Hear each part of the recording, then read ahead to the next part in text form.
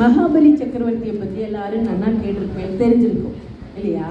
அதானது இரண்ய கசிபுவோடு புத்திரன் பிரகலாதன், பிரகலாதனோட புத்திரன் விரோஜன், விரோஜனோட புத்திரன் தான் நம்ம பார்க்க போற மகாபலி சக்கரவர்த்தி. மகாபலி சக்கரவர்த்தி ரொம்ப கருணாமூர்த்தி, தயாமூர்த்தி, யுத்த பராக்கிரமி, சகல விதமான யுத்தங்களும் தெரியும். ஆனால் ஒரு மைனஸ் பாயிண்ட் என்னன்னா அசுர குலத்தில் பிறந்துட்டான். அதை நம்ம பட்டதிரி ரொம்ப அழகா ஸ்டார்ட் பண்ணிக்கிட்டான். அது பார்க்கலாமா எப்படின்னு? சக்ரேன சையதி ஹதோபி பலிர் மகாத்மா சுக்ரேன ஜீவித தனு கிருதுவர்த்திதோஷ்மாம் விக்ராந்திமான் பய நிலீன சுராம் திரிலோகி சக்ரே வசே ச தவ சக்கர முகாத பீதி. அவருக்கு யாருமே பயமில்லை, பகவானோட சங்கு சக்கரத்துக்கு கூட பயமில்லை. அப்படி தைரியமா இருக்கும்போது அவர் என்ன பண்ணாராம், இந்திர லோகத்துல போய் எல்லாத்தையும் அடக்கலாம், அடக்கி ஆளனுக்கு போயிடுறார். இந்திர லோகத்துல போய் இந்திரன் கிட்ட யுத்தம் பண்ணும்போது இந்திரன் அவரை வதம் பண்றார். இப்போ சின்ன குழந்தைகளான கொஸ்டின் கேட்பான், வதம் பண்ணினா அவர் எப்படி வர முடியும்னு. ஆனா அங்க சுக்ராச்சாரியர்னு அசுர குரு ஒருத்தர் இருக்கார். அவருக்கு சஞ்சீவினின்னு ஒரு மந்திரம் இருக்கு. அப்ப யாரு அசுர குலத்துல யாரால வதப்பட்டு பண்ணாலும் அவர் மறிச்சு போன உடனே இவர் என்ன பண்ணுவார், அந்த சஞ்சீவனி மந்திரம் சொல்லி தண்ணியை தெளிக்க அவர் எழுந்து வந்தவர்.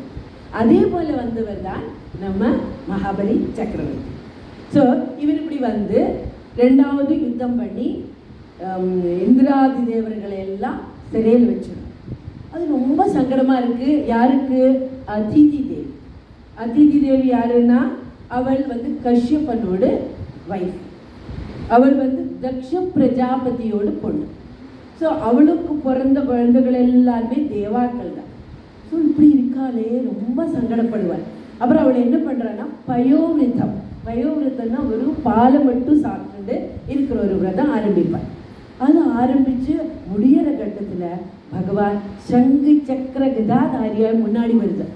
முன்னாடி வந்து அவர் சொல்றார், அம்மா நீ கவலைப்படாதே, நான் வந்துடுறேன், நான் வந்து காப்பாற்றுறேன் எல்லாரையும் அப்படின்னு சொல்லுவார்.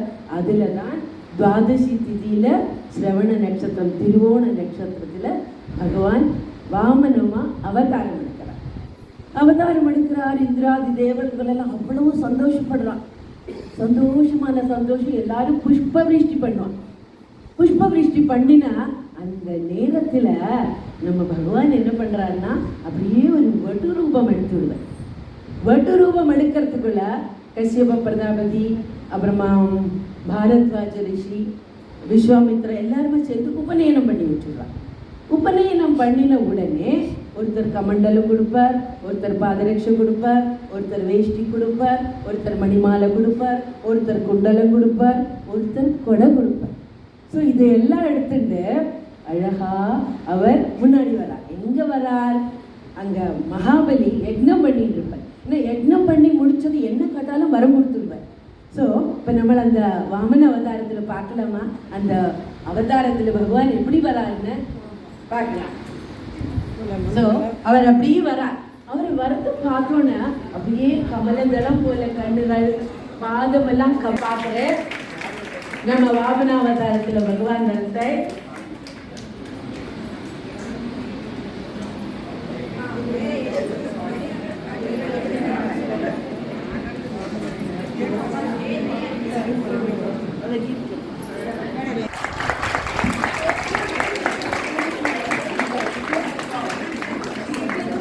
சாட்சால் வாமன அவதாரத்துல எல்லாரும் பார்த்தாச்சு.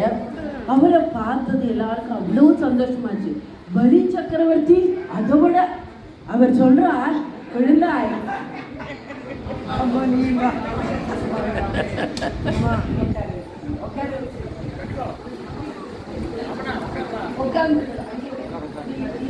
பலி சக்கரவர்த்தி ரொம்ப சந்தோஷப்படுவார். குழந்தாய் வா, குழந்தாய் உனக்கு என்ன வேணும்? பூமி வேணுமா, தனம் வேணுமா, தானியம் வேணுமா, சாப்பாடுக்கு ஏதாவது வேணுமா, ட்ரெஸ் வேணுமா, இப்படி மேல மேல கேட்டுன்னு இருப்பார். ஆனா இவர் அப்படியே ஒரு ஸ்மைல். நீங்க எப்போ பார்த்துருப்பார் பகவத்கீதையில கூட அர்ஜுனன் எவ்வளவு கொஸ்டின் கேட்டாலும் பகவான் ஆன்சரே சொல்ல மாட்டார். ஒரே ஒரு ஸ்மைல். இங்கே அதே தான் பண்றார். ஒரு ஸ்மைல். அப்புறம் திரும்ப அதுக்குள்ள சுக்ராச்சாரியர் பின்னாடி நின்று சொல்லுவார்,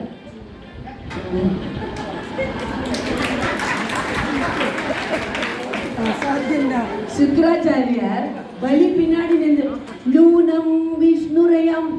கண்டிப்பா இது விஷ்ணு தான் ஒன்று சீட் பண்ண வந்திருக்கார் பலி, நீ ஏமாந்துடாதே, ஒண்ணும் கொடுக்காதே அப்படின்ப.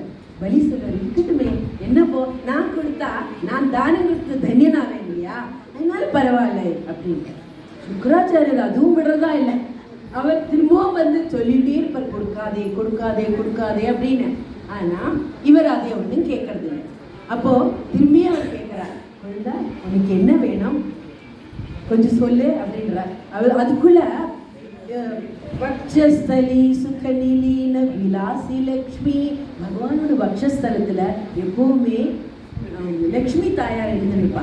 அவ அந்த உத்தரியத்தை தள்ளி தள்ளி பார்க்கறாளா, ஐயோ இங்க என்னதான் நடக்கிறது, இந்த பலி சக்கரவர்த்தி என்ன சொல்றான், நம்ம இவர் சும்மா உள்ள இரு அப்படி சொல்லி அந்த மேல் வைக்கி அப்படியே மறைச்சுக்கிறாங்க. சொல்றாரு தெரியுமா, பூமி பாதத்ரயம் பரிமிதாம் தாஸ்திதாம் பூமி பாதத்ரயம் பரிமிதாம் பிரார்த்திதாம் மாஸ்தி தத்வம் சர்வம் தேஹி துனிகதிதே ஹஸ்யாஸ்யம் நவாஸ்யாத்.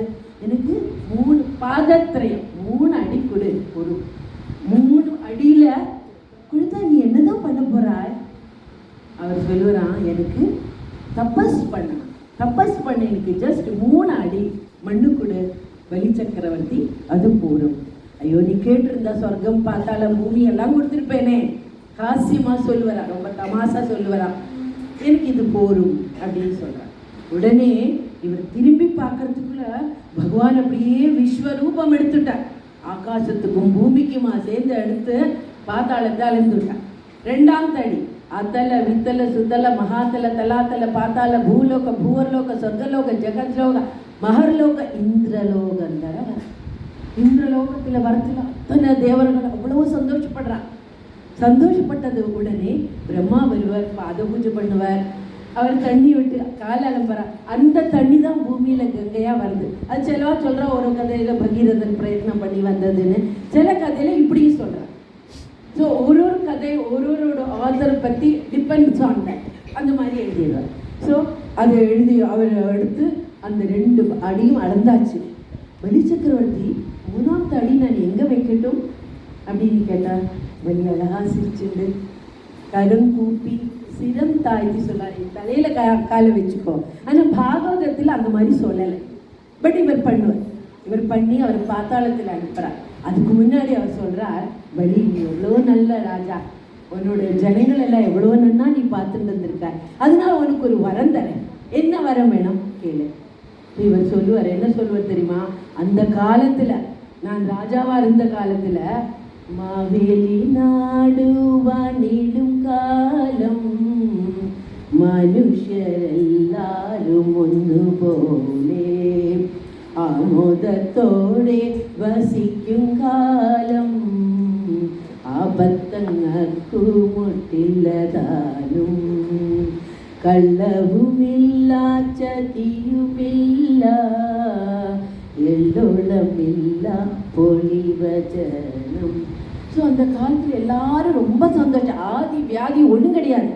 ஒரு heart specialist, kidney specialist, multi speciality hospital ஒன்றுமே கிடையாது. எந்த டாக்டரும் கிடையாது, எந்த வியாதியும் கிடையாது. ரொம்ப சந்தோஷமா இருந்திருக்கா எல்லாரும்.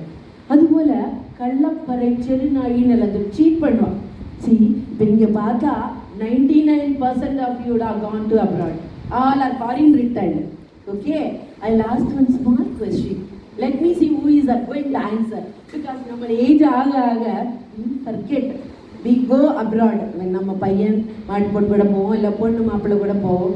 போயிட்டே இருப்போம், இங்கே போவோம், அங்கே போவோம், காரில் போவோம். ஸோ ஜஸ்ட் கவனமாக கேளுங்க.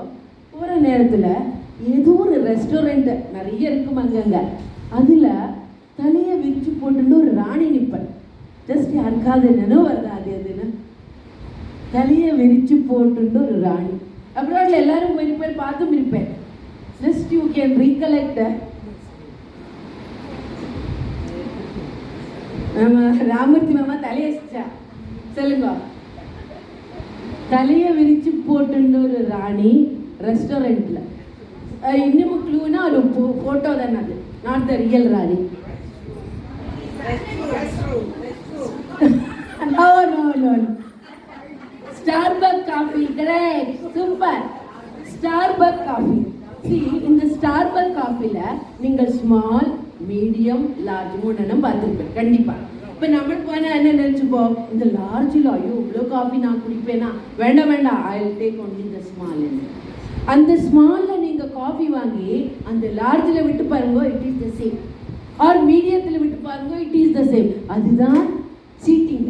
சீட் பண்ணி எல்லாம் உள்ள எல்லாம் ஸ்டஃப் பண்ணி வெளியில் ரொம்ப அழகாக வச்சுருப்பா. ஆனால் இதுவும் அதுவும் ஈக்குவல் தான். அதுதான் இப்போ ரீசெண்டாக யாரோ கண்டுபிடிச்சிட்டு is behind the bars. So அந்த மாதிரி ஒன்றும் இருக்கலை நான் இருந்த காலத்தில். அதனால எனக்கு அந்த மாதிரி என்னோட பிரஜைகளை எல்லாம் பார்க்கணும்.